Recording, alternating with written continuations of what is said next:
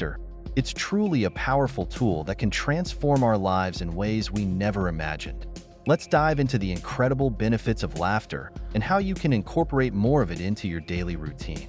First off, did you know that laughter is like a natural medicine for both our mind and body?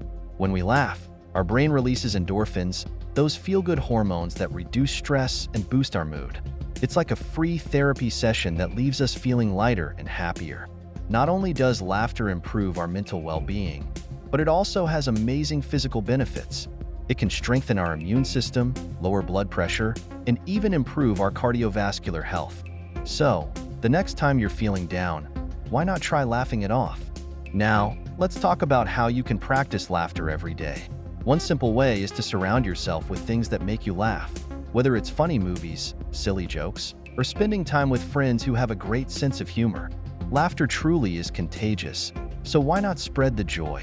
Another way to incorporate more laughter into your life is through laughter yoga or laughter therapy. These practices involve intentional laughter exercises that can help you reap the benefits of laughter even if you're not in the mood. It's a fun and effective way to boost your overall well-being. Remember, laughter is not just about entertainment.